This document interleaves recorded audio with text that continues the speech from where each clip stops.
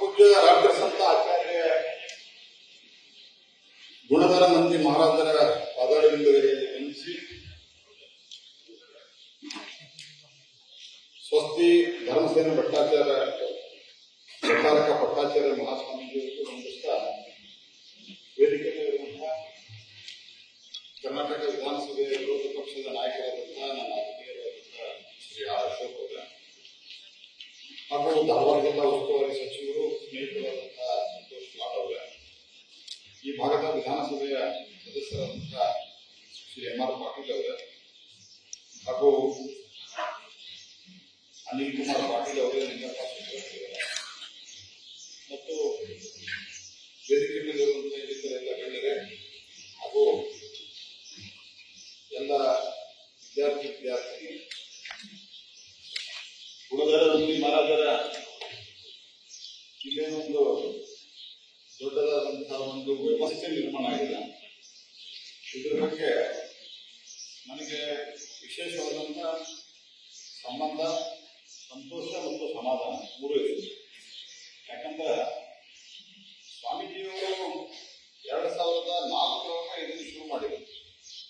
2004 ಶುರು ಮಾಡಿದಾಗ ಅವರು ನಮಗೆ ಹೇಳಿದರು, ಇಲ್ಲಿ ನೀವು ಯಾರಾದ್ರೂ ಒಬ್ಬರನ್ನ ದೊಡ್ಡವ್ರನ್ನ ಕರ್ಕೊಂಡ್ಬಂದು ಶಂಕುಸ್ಥಾಪನೆ ಮಾಡ್ತಾರೆ, ಅವ್ರನ್ನ ಕರ್ಕೊಂಡ್ಬಂದು ನಾನು ವಾರ್ಷಿಯವರ ಆರೋಗ್ಯ ಅಷ್ಟು ಸರಿ ಇಲ್ಲ, ಅದ್ವಾನಿ ಅವ್ರನ್ನ ಕರ್ಕೊಂಡ್ಬರ್ತೀನಿ ಅಂತ ಬಂದೆ.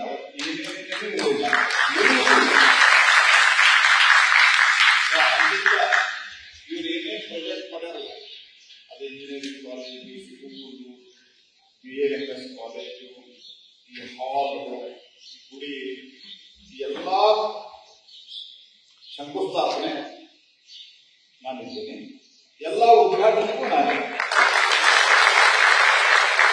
ಮತ್ತು ಸ್ವಾಮಿಗಳು ಯಾವ ಕಡೆ ಶಂಕುಸ್ಥಾಪನೆ ಮಾಡ್ತಾರ ಅದ್ರ ಉದ್ಘಾಟನೆಯನ್ನು ನಾನು ಮಾಡಿ. ಹಾಗಾಗಿ ನನಗೆ ಮತ್ತು ಈ ಸಂಸ್ಥಾಕ್ಕೆ ಒಂದು ಅವಿನಾಭಾವವಾದಂತಹ ಸಂಬಂಧ.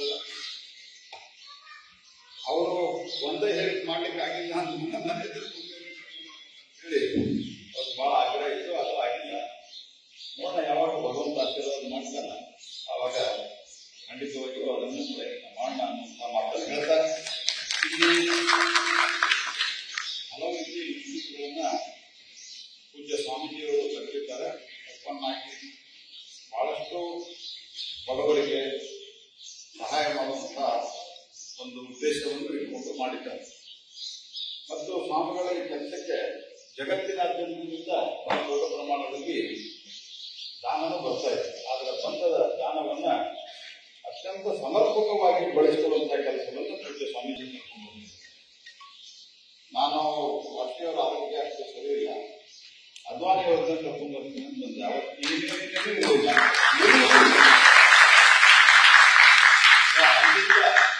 ಇವ್ರು ಏನೇನು ಪ್ರೊಜೆಕ್ಟ್ ಮಾಡ್ಯಾರಲ್ಲ, ಅದು engineering college, school, BAMS college, ಈ ಹಾಲ್, ಗುಡಿ, ಎಲ್ಲ ಶಂಕುಸ್ಥಾಪನೆ ನಾನಿದ್ದೀನಿ, ಎಲ್ಲ ಉದ್ಘಾಟನೆಗೂ ನಾನೇ. ಮತ್ತು ಸ್ವಾಮಿಗಳು ಯಾವ ಕಡೆ ಶಂಕುಸ್ಥಾಪನೆ ಮಾಡ್ತಾರ ಅದ್ರ ಉದ್ಘಾಟನೆಯನ್ನು ನಾನು ಮಾಡಿ. ಹಾಗಾಗಿ ನನಗೆ ಮತ್ತು ಈ ಸಂಸ್ಥಾಕ್ಕೆ ಒಂದು ಅವಿನಾಭಾವವಾದಂತಹ ಸಂಬಂಧ.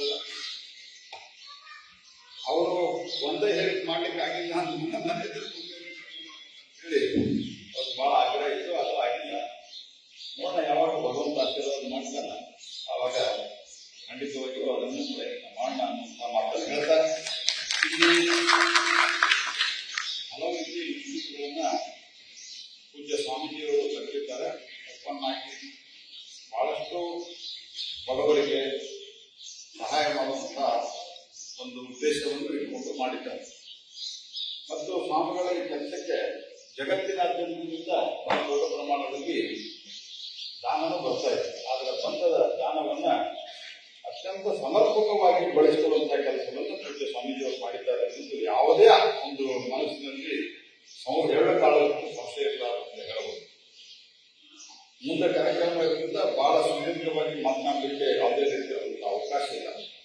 ನಮ್ಮಲ್ಲಿರುವಂತಹ ವಿದ್ಯಾರ್ಥಿನಿಯರಿಗೆ ಕೇಳುವುದಿಷ್ಟೇ, ನಮಗೆ ಬಹಳ ದೊಡ್ಡದಾದಂತಹ ಅವಕಾಶ ಇರುವಂತಹ ಒಂದು ಕಾಲ ಇದೆ. ಭಾರಿ ದೊಡ್ಡ ಪ್ರಮಾಣದಲ್ಲಿ ಅಪಾರ್ಚುನಿಟಿಗೂ ನಮಗೆ ಇವತ್ತು ಬರುವಂತಹದ್ದು ಅಥವಾ ಅದಕ್ಕೆ ಒಂದು ಹಂತಕ್ಕೆ ಬಂದಿದೆ, ಬರುವಂತಹ ದಿವಸಗಳಲ್ಲಿ ಬರಲಿದೆ. ಯಾಕಂದ್ರೆ ಜಗತ್ತಿನ ಅತ್ಯಂತ ಯುವ ದೇಶ, the most Young country of the world is ಅದು ಭಾರತ. ಮತ್ತು ಭಾರತದ ಒಟ್ಟಾರೆ ಸಾಧನೆಗಳು ಅದು ಸೆಮಿ ಕಂಡಕ್ಟರ್ ಹೇಳಿಕೊಂಡು, ಚಿತ್ರದಿಂದ ಹೇಳಿಕೊಂಡು, ಮ್ಯಾನುಫ್ಯಾಕ್ಚರಿಂಗ್ ಹೇಳಿಕೊಂಡು, ಸರ್ವಿಸ್ ಸೆಕ್ಟರ್ ವರೆಗೆ ಅದ್ಭುತವಾದಂತಹ ಒಂದು ಸಾಧನೆಯ ಪರಿಣಾಮವಾಗಿ ಇವತ್ತು ಜಗತ್ತಿನ 4ನೇ ಅತಿ ದೊಡ್ಡ ಆರ್ಥಿಕ ಶಕ್ತಿಯಾಗಿ ಭಾರತ ಹೊರಹೊಮ್ಮಿದೆ. ನಾನು ಈ ವಿಷಯ ಯಾಕೆ ಪ್ರಸ್ತಾಪ ಮಾಡ್ತೇನೆ ಅಂದ್ರೆ, ಬರುವಂತಹ ದಿವಸಗಳಲ್ಲಿ ಬಹಳ ದೊಡ್ಡ ಪ್ರಮಾಣದಲ್ಲಿ ನಮ್ಮಲ್ಲಿ ಮ್ಯಾನುಫ್ಯಾಕ್ಚರಿಂಗ್ ಆಕ್ಟಿವಿಟಿ, ಸರ್ವಿಸ್ ಆಕ್ಟಿವಿಟಿ ಮತ್ತು ಜಗತ್ತಿನಾಗೂ ಸೇರಿ ಕೆಲಸ ಮಾಡಲಿಕ್ಕೆ ಜನ ಇಲ್ಲ. ಯಾಕಂದ್ರೆ ಬಹಳ ಕಡೆ ಯುವ ಜನ ಇಲ್ಲ ಕೆಲಸ ಮಾಡುವಂಥದ್ದು. Young at heart and Young at work ಎರಡೂ ಇಲ್ಲ.